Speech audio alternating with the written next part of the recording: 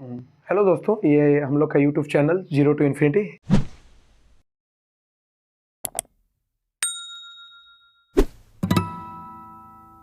इसमें हम लोग क्या कर रहे हैं कि इस बार बोर्ड्स का समय नज़दीक आ गया है, बच्चे काफ़ी टेंशन में हैं, तो इसके लिए हम लोग क्या कर रहे हैं कि इस बार सीरीज़ चला रहे हैं जिसमें प्रीवियस 10 ईयर्स के जो पेपर्स के में जो क्वेश्चन आए हैं मैथ्स में, वो सभी को हम लोग इस सीरीज़ में दिखाएंगे। सबसे पहला क्वेश्चन हम लोग का डिफरेंट इंटीग्रल से x dx by x plus one into x plus to, और इसका लोअर लिमिट 1 से 2।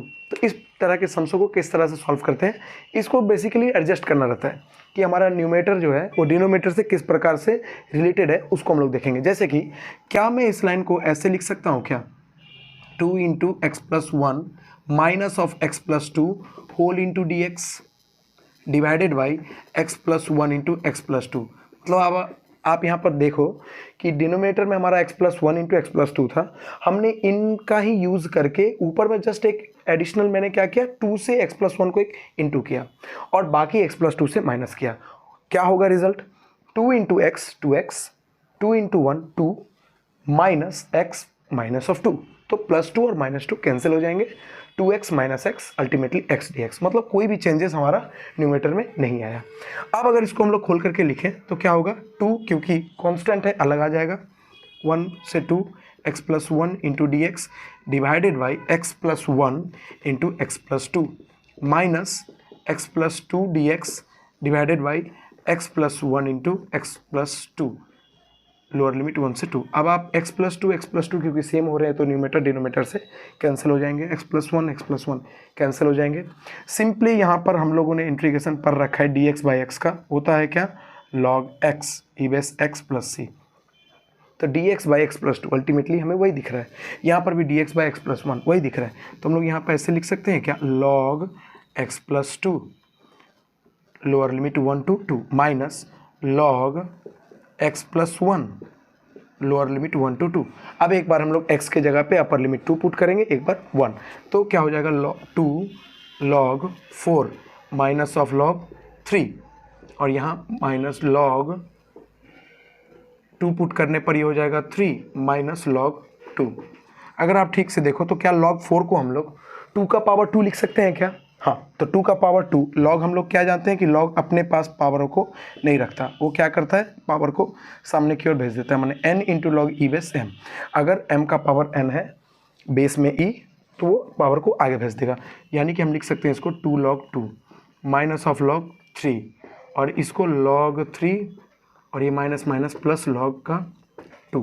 तो यहाँ से 2 into 2 4 log 2 minus 2 log 3 minus log 3 plus के log 2, मतलब एट लास्ट हमारे पास में क्या आएगा, 4 प्लस 1 5 log 2 माइनस 2 और ये 3 log 3।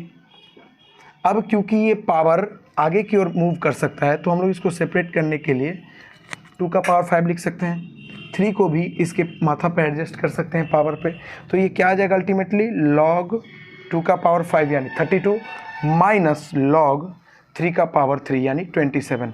और हम लोग जानते हैं कि लॉग में प्रोडक्ट में रहने से वैल्यूज़ प्लस में आते हैं, सम में हो जाते हैं, और माइनस में रहने से, डिवाइड के फॉर्म में रहने से वो माइनस में आते हैं, तो यहाँ पर पहले से माइनस है, यानी हम इसको इस तरह से लिख सकते हैं log ई बेस 32/27।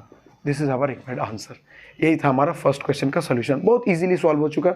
आप यहाँ पर क्या हो सकते हैं, कभी कभी वैल्यू ऊपर वाले न्यूमेटर चेंज होंगे कभी कभी, लेकिन जब आप देख रहे हो कि प्रोडक्ट के फॉर्म में दिया हुआ है और ऊपर हमें एडजस्ट करना है, तो बेसिकली यही इसका फॉर्मेट होता है इसको सॉल्व करने का।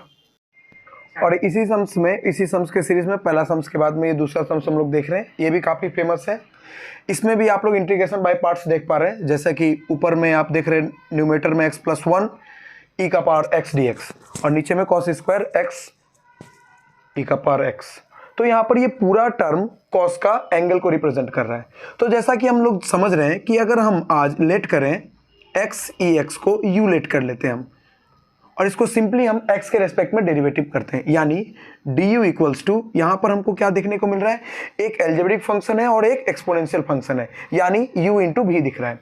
एक बार हम पहले वाले को कांस्टेंट रख के दूसरे वाले का डिफरेंशिएशन किए, और एक बार पहले वाले को लेकर के दूसरे वाले का डिफरेंशिएशन किए। तो एट लास्ट में हमारा क्या बचा देखिए तो बच्चे, क्या x e का पावर x प्लस e का पावर x dx बचा। यहाँ से अगर e का पावर x को कॉमन लेते हैं तो बचा x का प्लस 1 dx। यानी इतने बड़े फंक्शन के लिए e का power x into x plus 1 dx की जगह पे सिंपली हम du लिखेंगे, जो हम लोग न्यूमेटर में देख रहे हैं। न्यूमेटर में भी देखिए x प्लस 1 इंटू ई का पावर x dx दिख रहा है, मतलब इतने बड़े से फंक्शन की जगह सिर्फ अब हम लोग क्या लिखेंगे, du।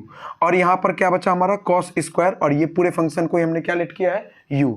अब ये जब इन्वर्स ऊपर जाएगा, cos इन्वर्स होकर के क्या हो जाता है हमारा, सेक स्क्वायर u, और सेक स्क्वायर u का हम लोग इंटीग्रेशन क्या जानते हैं, tan of u plus c, क्योंकि इंडिफिनाइट है, इंडिफिनाइट पढ़ रहे हैं इसलिए एक कांस्टेंट पार्ट आर्बिट्ररी कांस्टेंट बचता ही बचता है। अब हम लोग u में तो लेट किए नहीं थे क्योंकि हमारा फंक्शन तो x के टर्म में दिया हुआ था, इसलिए u को हम x के टर्म में चेंज करेंगे। तो हमने u को ही क्या लेट किया था, x इंटू ई का पावर x प्लस के c। This is our required answer. अब थर्ड नंबर जो क्वेश्चन है, एक क्वेश्चन मैं आप लोगों को ट्राई करने के लिए दे रहा हूं, जो आप लोग ट्राई करिएगा, इसका सोल्यूशन हम लोग नेक्स्ट वीडियो में आपको देंगे। x का power 4 plus 1 divided by x का पावर 6 प्लस 1 dx, ये वाला क्वेश्चन आप लोग ट्राई करिएगा बनाने का। नेक्स्ट पार्ट में इस वीडियो के मैं इसका सोल्यूशन भी कराऊंगा। और ये सारे क्वेश्चन बोर्ड में आए हुए प्रश्न हैं, काफ़ी इंपॉर्टेंट प्रश्न हैं और हर साल रिपीटेड होते हैं। बस कभी पावर थोड़ा कम ज़्यादा करके देता है, मगर ऑड इवन पावर रहते हैं कभी भी, मगर रिपीटेड